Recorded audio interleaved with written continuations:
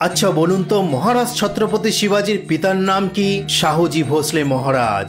মাতার নাম কি? মাতা জিজাবাই। শিবাজি মহারাজের ঠাকুরদাদার নাম কি? মালোজি ভোসলে।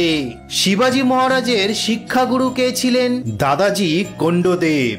এবং শিবাজি মহারাজের দীক্ষাগুরু কে ছিলেন? কবি তুকারাম এবং সমর্থ রামদাস স্বামী। সেই বীর পরাক্রমশালী সিংহের মতো হৃদয় তার ছত্রপতি শিবাজি মহারাজের আজ জন্মদিন। তাই আমাদের কবিগুরু রবীন্দ্রনাথ ঠাকুর একটি কবিতা লিখেছিলেন, সেটা আমি পড়ছি, 4 লাইন শুনুন।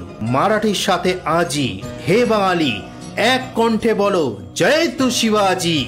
মারাঠির সাথে আজি হে বাঙালি একসঙ্গে চলো মহোৎসবের সাজি। এটি আমাদের কবিগুরু রবীন্দ্রনাথ ঠাকুর শিবাজি উৎসব কবিতায় তিনি লিখে গেছিলেন। সেই মহান পুরুষের আজ জন্মদিন, যে একটি বড় শাসনের অবসান ঘটিয়েছিলেন। তার জন্মদিনে শতকোটি প্রণাম, তার চরণে শতকোটি প্রণাম।